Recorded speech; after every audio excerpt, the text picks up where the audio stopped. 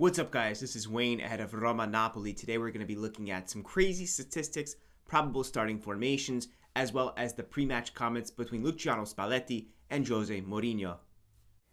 If you like my video, don't forget to subscribe and give it a thumbs up. Thanks. Let's do this. So I know that the statistics and all the momentum, nothing's in Roma's favor right now, but at the least you have to always be a fan and hope for the best that Roma is going to win a big game at the Stadio Olimpico in front of the home crowd, the Curva and everything like that, right? So let's just look at some of these stats, and they're not encouraging. I'm not saying that this is a good thing, but we've got 25 league goals this season for Napoli, 17 out of 4 matches in Champions League with 15 different scores. I've never come across a stat like this. Have to be honest, I've worked for statistics for CBS Sports. I have been analyzing matches for like almost 10 years now, and I've never come across something so staggering as this Napoli side so early on this season. In years past, I felt that Napoli was a Scudetto contender, but as the season went on, their depth and just their play unraveled. I don't imagine that this season. I'm seeing a completely different side out of them.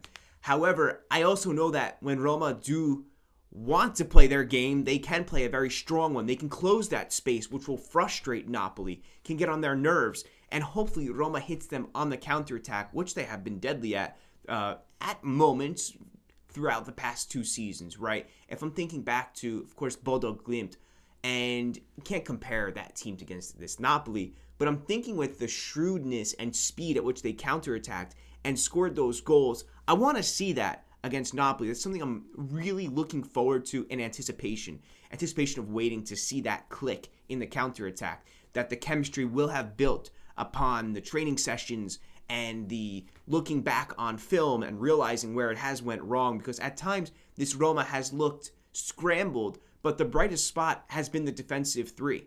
Those 3 center backs, Smalling, Mancini, and Ibanez, have been outstanding this season, so I really want to see those guys frustrate the heck out of this Napoli.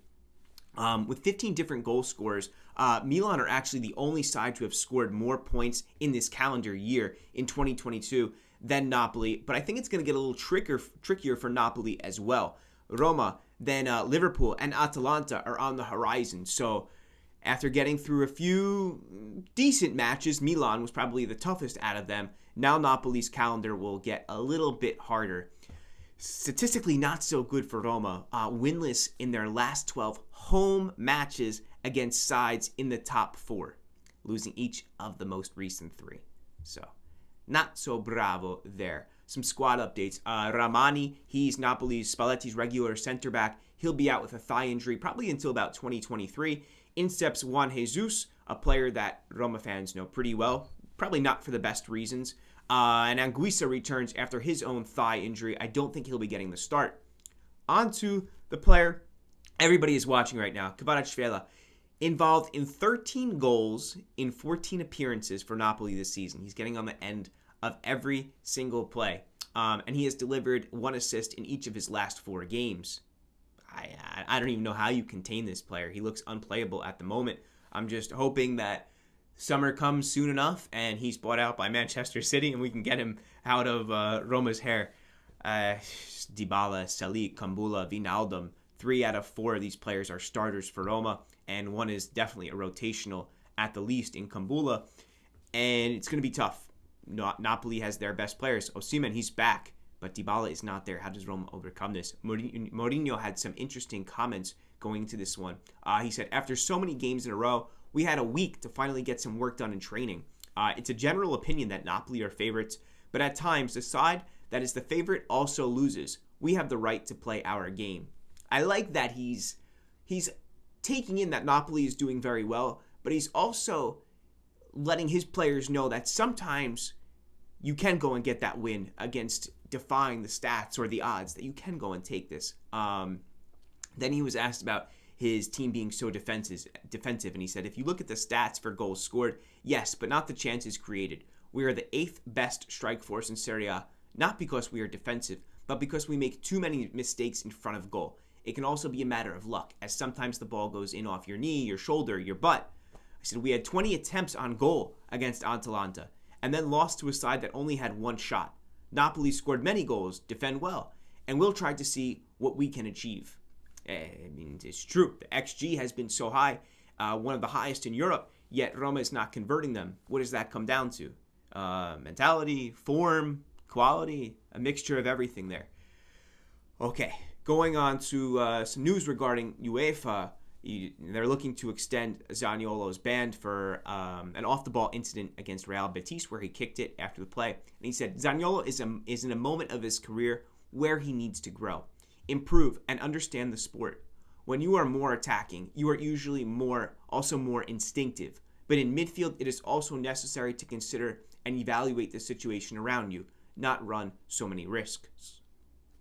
The game with Sampdoria showed me that Zaniolo has grown emotionally. When he starts on the bench, he now has only one thought in his mind. I want my team to win. I saw that maturity, and that is very important. So Zaniolo came on in, I believe, the 68th minute against Sampdoria, and it was a great move, a great substitution by Mourinho, because what happened then was as Sampdoria started to advance into Roma's defensive third, Zaniolo comes on, makes these streaking runs, takes 3 or 4 players with him down the flank, and totally stretches out Sampdoria. So at a time when they were very motivated with Stankovic, his first game as their manager, what Zaniolo does is he comes in and he breaks the game for them. And I thought that was a really excellent move there. And Mourinho continues. He says, at the same time, I think a 3-match ban for a red card that easily could have been a yellow is a bit much. Everything is excessive around this young lad, and I need to defend him. It's very true. Everything is excessive. So the calls that he doesn't get, when he does make a mistake, it's like automatically a yellow or a red card. I don't know why the referees have been so harsh on him, but I have to really agree with the manager here. So Spalletti's team have won 10 consecutive games in all competitions, and it's been a match or a season, I can say, where Napoli always takes it to their opponent. And as I mentioned in the beginning of this, if Roma can find a way to hold on and absorb that pressure, they're going to annoy the heck out of this team. It's a match that is defense versus all-out attack, and a bit of a story of ice and fire. Maybe I've been watching too much Game of Thrones, House of the Dragon right now, but I really am just so intrigued by this match. Spalletti, I've actually got his comments in here. He starts off by being asked about Osimhen, who hasn't started in 6 weeks after a long injury against Liverpool. So, in my opinion, Osimhen, actually, they play better without him. I could think of years past, and especially in big games, where Osimhen gets very frustrated and is totally in the pocket of the center back. I'm not totally convinced by him. I know that he can score goals, and he's a true fox in the box type of player, and which is one reason why he gets injured so much is because he puts his face on the line. I mean, I don't know how many times his nose has been broken at this point. But Spalletti says, we must focus on what we know how to do and to play our own strengths, as we already have done many times. Positive thoughts always supersede negative ones, and I know many, many people in Rome. So returning here will always create more smiles for me. I don't know what the atmosphere will be like in the stadium, but my contact with friends in the capital is what dominates my idea of the place. I'm sure that he has a lot of enemies too. I think that he's forgetting there. Being asked about Rahmani, who's out of action, he's also mentioned that he won't risk Anguissa from rushing him back. He doesn't want him to get an early injury. He says, Roma are very effective on set plays, so we'll try to make sure they get as few dead ball opportunities as possible. Mourinho is the super coach, so consequently we must improve what we know how to do.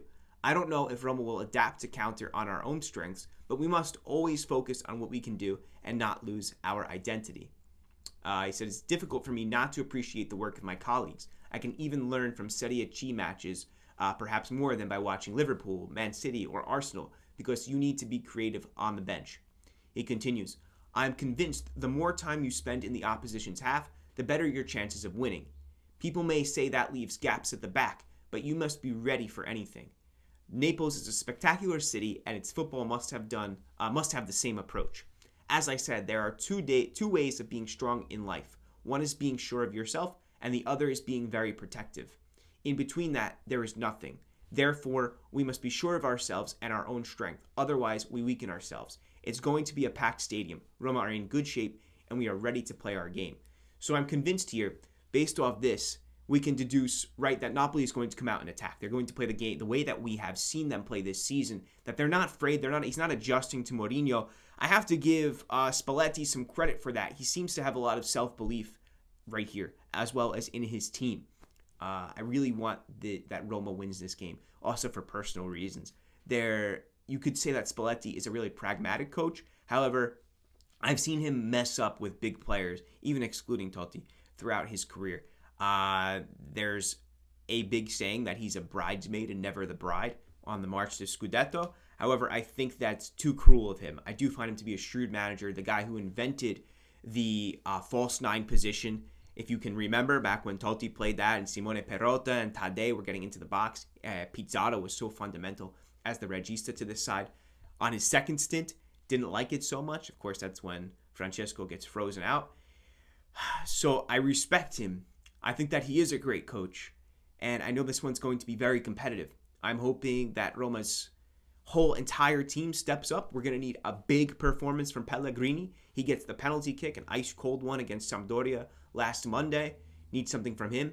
I don't know if Zaniolo is going to be on the bench or what his story will be. But it's definitely going to be Zalewski and Spinazzola. I think your front three will be Belotti, I'm getting this idea, this feeling.